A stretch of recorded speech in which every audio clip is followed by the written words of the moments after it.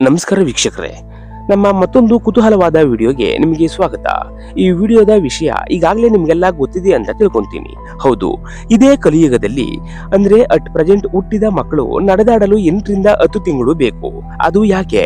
ಈ ಇಂದಿನ ಕಾಲಗಳಲ್ಲಿ ಅಂದ್ರೆ ಸತ್ಯಯುಗ, ತ್ರೇತಾಯುಗ, ದ್ವಾಪರ ಯುಗಗಳಲ್ಲಿ ಹುಟ್ಟಿದ ಮಕ್ಕಳು ಹುಟ್ಟಿದ ಸ್ವಲ್ಪ ಹೊತ್ತಿಗೆ ಎದ್ದು ನಡೆದಾಡ್ತಿದ್ರಂತೆ.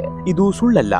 ವೇದಗಳಲ್ಲಿ, ಮಹಾಭಾರತ ಹಾಗೂ ರಾಮಾಯಣ ಪುರಾಣಗಳ ಕೆಲವು ಕಥೆಗಳಲ್ಲಿ ಉದಾಹರಣೆಗಳನ್ನ ಉಲ್ಲೇಖಿಸಲಾಗಿದೆ. ಅವುಗಳಲ್ಲಿ ಕೆಲವು ಸುಖದೇವ, ವೇದವ್ಯಾಸರು, ಪಿಪಲಾದ, ವಾಮನ ಹಾಗೂ ಎಲ್ಲಾ ಮುನಿಗಳ ಪುತ್ರರು, ಹಾಗೆ ಚಕ್ರವರ್ತಿಯ ಮಕ್ಕಳು ಸೇರಿದಂತೆ ಮನುಷ್ಯರ ಮಕ್ಕಳು ಕೂಡ ಹುಟ್ಟಿದ ಕೆಲವೇ ಸಮಯದಲ್ಲಿ ನಡೆದಾಡುತ್ತಿದ್ರು ಅಂತ ಹೇಳಲಾಗುತ್ತೆ. ಹಾಗಾದ್ರೆ ಈ ಕಲಿಯುಗದಲ್ಲಿ ಮಾತ್ರ ಯಾಕೆ ಹೀಗಿಲ್ಲ ಅನ್ನೋದನ್ನ ಈ ವಿಡಿಯೋದಲ್ಲಿ ನೋಡೋಣ. ಇಂತಹ ಮತ್ತಷ್ಟು ಕುತೂಹಲಕಾರಿ ವಿಡಿಯೋಗಳಿಗಾಗಿ ಈಗಲೇ ನಮ್ಮ ಚಾನೆಲ್ನ ಸಬ್ಸ್ಕ್ರೈಬ್ ಮಾಡಿ, ಹಾಗೆ ಬೆಲ್ ಐಕನ್ನ ಪ್ರೆಸ್ ಮಾಡಿ ಸಪೋರ್ಟ್ ಮಾಡಿ.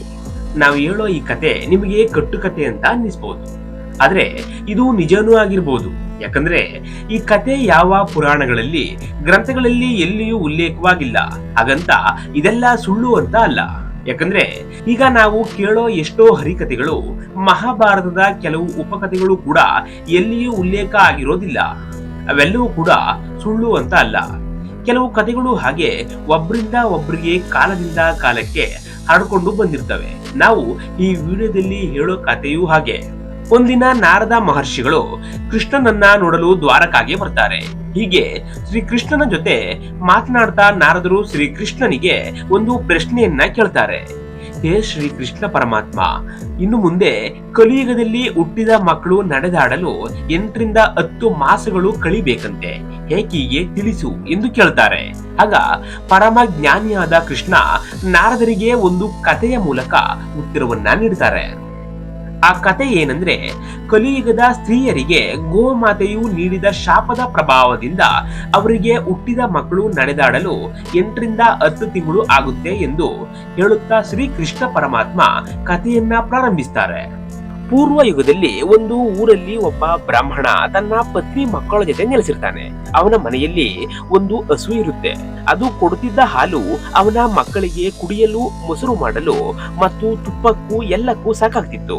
ಹಸು ಹಾಕುವ ಸಗಣಿಯಿಂದ ಹೊಲೆಗೆ ಬೆರಣಿಯಾಗ್ತಿತ್ತು. ಹೀಗೆ ಹಸುವಿನಿಂದ ಅವನ ಮನೆಗೆ ಅನುಕೂಲವಾಗಿಯೇ ಇತ್ತು. ಹೀಗೆ ಕೆಲ ತಿಂಗಳು ಕಳೆದಂತೆ ಹಸು ಹಾಲು ಕೊಡೋದನ್ನ ನಿಲ್ಲಿಸಿತ್ತು. ಬ್ರಾಹ್ಮಣನು ಕೂಡ ಹಸುವಿಗೆ ಹುಲ್ಲು ನೀರು ಕೊಡೋದನ್ನ ನಿಲ್ಲಿಸ್ತಾನೆ. ಹಸುವನ್ನ ಸುಮ್ಮನೆ ಕೊಟ್ಟಿಗೆಯಲ್ಲಿ ಕಟ್ಕೊಂಡಿದ್ರೆ ತನಗೆ ಕೆಲಸ ಜಾಸ್ತಿ ಎಂದು ಅವನು ಆ ಹಸುವನ್ನ ಹೊಡೆದು ಓಡಿಸ್ತಾನೆ. ಆ ಬ್ರಾಹ್ಮಣ ಎಷ್ಟೇ ಓಡಿಸಿದ್ರೂ ಆ ಹಸು ಮತ್ತೆ ಮತ್ತೆ ಅವನ ಮನೆ ಮುಂದೆ ಬಂದು ನಿಲ್ತಿತ್ತು. ಸಿಟ್ಟಿಗೆದ್ದ ಬ್ರಾಹ್ಮಣ ಈ ಬಾರಿ ಹಸುವನ್ನ ಹೊಡೆದು ಕಾಡಿಗೆ ಓಡಿಸ್ತಾನೆ.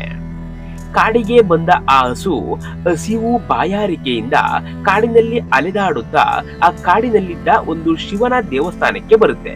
ಅಲ್ಲಿ ಅದು ಶಿವನನ್ನ ಪ್ರಾರ್ಥಿಸುತ್ತಾ, ಹೇ ಭಗವಂತ, ಗೋವಿನ ಜನ್ಮದಲ್ಲಿರುವ ನನ್ನ ಮೇಲೆ ಈ ಮಾನವ ಎಷ್ಟು ದೌರ್ಜನ್ಯ ಮಾಡ್ತಿದ್ದಾನೆ. 84 ಲಕ್ಷ ಜೀವರಾಶಿ ಕಳೆದು ಶ್ರೇಷ್ಠವಾದ ಮನುಷ್ಯ ಜನ್ಮದಲ್ಲಿ ಹುಟ್ಟಿದವನಿಗೆ ಹೀಗೆ ಮಾಡಲು ಮನಸ್ಸಾದ್ರೂ ಹೇಗ್ ಬರುತ್ತೆ? ನಾನು ಹಾಲು ಕೊಡ್ತಿದ್ದಾಗ ಹುಲ್ಲು ನೀರು ಕೊಡ್ತಿದ್ದ. ನಾನು ಹಾಲು ಕೊಡೋದನ್ನ ನಿಲ್ಲಿಸಿದಾಗ ತಕ್ಷಣವೇ ಮೇವು ನೀರು ಕೊಡೋದನ್ನ ನಿಲ್ಲಿಸಿದ. ಇದನ್ನೇಗೋ ಸಹಿಸಿದ್ರೆ ಕೊನೆಗೆ ಮನೆಯಿಂದಲೇ ಓಡಿಸಿದ ಎಂದು ದುಃಖದಿಂದ ತನ್ನ ನೋವನ್ನ ಭಗವಂತನಿಗೆ ಹೇಳುತ್ತೆ. ಕಾಲ ಕಳೆದಂತೆ ಹಸು ಕಾಡಿನಲ್ಲೇ ತನ್ನ ನೆಲೆಯನ್ನ ಕಂಡುಕೊಳ್ಳುತ್ತಾ ಒಂದಿನ ಕಾಡಿನ ಪಕ್ಕದೂರಿನಿಂದ ಕಾಡಿಗೆ ಕಟ್ಟಿಗೆ ತರಲು ಬಂದ ಮಹಿಳೆ ಆ ಹಸುವನ್ನ ನೋಡ್ತಾಳೆ. ಆಗ ಆ ಹಸು ಗರ್ಭಿಣಿಯಾಗಿರುತ್ತೆ. ಇದನ್ನ ಗಮನಿಸಿದ ಆ ಮಹಿಳೆ, ಈ ಹಸುವು ಗರ್ಭಿಣಿಯಾಗಿದೆ, ಇದನ್ನ ಮನೆಗೆ ಕರ್ಕೊಂಡು ಹೋದ್ರೆ ಮನೆಗೆ ಬೇಕಾದಷ್ಟು ಹಾಲು ಸಿಗುತ್ತೆ, ಸ್ವಲ್ಪ ಹಾಲನ್ನ ಮಾರಿ ಹಣ ಕೂಡ ಸಂಪಾದಿಸಬಹುದು, ಆಮೇಲೆ ಕರು ಹಾಕಿದ ನಂತರ ಕರುವನ್ನ ಮಾರಿ ಹಣ ಮಾಡಬಹುದು ಎಂದು ಯೋಚಿಸಿ ಹಸುವನ್ನ ಹೊಡೆದುಕೊಂಡು ಹೋಗಲು ತನ್ನ ಗಂಡನನ್ನ ಕರ್ಕೊಂಡು ಬರೋಕೆ ಊರಿಗೆ ಹೋಗ್ತಾಳೆ. ಅವಳು ಗಂಡನ ಜೊತೆ ವಾಪಸ್ ಬಂದು ನೋಡುವಷ್ಟರಲ್ಲಿ ಹಸು ಅಲ್ಲಿಂದ ಹೊರಟು ಹೋಗಿರುತ್ತೆ. ಕೆಲವು ದಿನಗಳ ನಂತರ ಅದೇ ಮಹಿಳೆ ಕಟ್ಟಿಗೆ ತರಲೆಂದು ಕಾಡಿಗೆ ಪುನಃ ಬರ್ತಾಳೆ.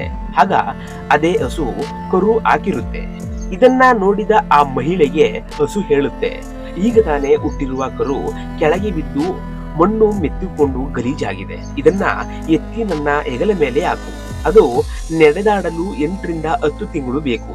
ಅಲ್ಲಿವರೆಗೆ ನಾನು ಅದನ್ನ ಸುರಕ್ಷಿತ ಸ್ಥಳಕ್ಕೆ ಕರ್ಕೊಂಡೋಗಿ ನೋಡ್ಕೊಳ್ಬೇಕಾಗುತ್ತೆ, ನನಗೆ ಸಹಾಯ ಮಾಡು ಅಂತ ಹಸು ಆಕೆಯನ್ನ ಬೇಡ್ಕೊಳ್ಳುತ್ತೆ. ಆದ್ರೆ ಕರು ಕೆಸರಿನಲ್ಲಿ ಬಿದ್ದು ಗಲೀಜಾಗಿದ್ದ ಕಾರಣ ಮಹಿಳೆ ಈ ಕೆಲಸವನ್ನ ಮಾಡಲು ನಿರಾಕರಿಸ್ತಾಳೆ. ಹಾಗೂ ಗಲೀಜಾಗಿದ್ದ ಕರುವನ್ನ ನೋಡಿ ಅಸಹ್ಯ, ನಾನು ಮುಟ್ಟೋದಿಲ್ಲ ಅಂತೇಳಿ ಹೇಳ್ತಾಳೆ. ಮಹಿಳೆಯ ಈ ವರ್ತನೆಯನ್ನ ನೋಡಿ ಕೋಪಗೊಂಡ ಆ ಅಸಹಾಯಕ ಹಸು ಮಹಿಳೆಗೆ ಹೇಳುತ್ತೆ, ನನ್ನ ಕರು ಹುಟ್ಟಿದ 8 ತಿಂಗಳ ನಂತರ ನಿಲ್ಲುತ್ತೆ, ಆದ್ರೆ ನಿನ್ನ ಮಗು ಹುಟ್ಟಿದ ಕೆಲವೇ ಸಮಯದಲ್ಲಿ ನಿಲ್ಲುತ್ತೆ, ಓಡಾಡುತ್ತೆ, ಅದಕ್ಕೆ ನಿನಗೆ ದುರಹಂಕಾರ ಅಲ್ವೇ? ಆದ್ರೆ ಈಗ ನಾನು ಶಾಪವನ್ನ ನೀಡ್ತೇನೆ.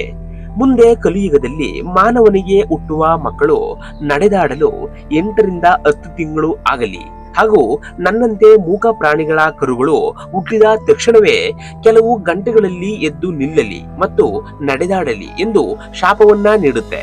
ಆದ್ದರಿಂದ ಈ ಕಲಿಯುಗದಲ್ಲಿ ಪ್ರಾಣಿಗಳ ಕರುಗಳು ಹುಟ್ಟಿದ ತಕ್ಷಣವೇ ಎದ್ದು ಓಡಾಡ್ತವೆ, ಹಾಗೂ ಮನುಷ್ಯರ ಮಕ್ಕಳು ನಡೆದಾಡಲು 8ರಿಂದ 10 ತಿಂಗಳು ಬೇಕಾಗ್ತದೆ ಎಂದು ಶ್ರೀಕೃಷ್ಣ ಈ ಕಥೆಯನ್ನ ನಾರದರಿಗೆ ವಿವರಿಸ್ತಾರೆ. ಹಸುಗಳು ಪ್ರಾಣಿಗಳು ಮಾತನಾಡ್ತಿದ್ವಾ ಅಂತ ನೀವು ಕೇಳೋದಾದ್ರೆ, ಹೌದು, ನಮ್ಮ ಮಹಾಭಾರತ, ರಾಮಾಯಣ, ಪುರಾಣ ಹಾಗೂ ಪಂಚತಂತ್ರ ಕಥೆಯಲ್ಲಿ ಉಲ್ಲೇಖವಾಗಿರುವ ಸತ್ಯಯುಗ, ತ್ರೇತಾಯುಗ ಹಾಗೂ ದ್ವಾಪರ ಯುಗಗಳಲ್ಲಿ ಭೂಮಿಯ ಮೇಲಿನ ಎಲ್ಲ ಜೀವಿಗಳು ಮಾತನಾಡ್ತಿದ್ವು ಅಂತ ಹೇಳಲಾಗುತ್ತೆ.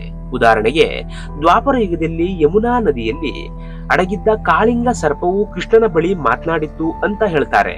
ಮತ್ತು ಪಾಂಡವರು ಅಜ್ಞಾತವಾಸಕ್ಕೆ ಹೋಗುವಾಗ ತಮ್ಮ ಶಸ್ತ್ರಾಸ್ತ್ರಗಳನ್ನ ಅಡಗಿಸುವ ಮರವೂ ಕೂಡ ಅವರೊಂದಿಗೆ ಮಾತನಾಡಿತ್ತು ಅಂತ ಹೇಳಲಾಗುತ್ತೆ.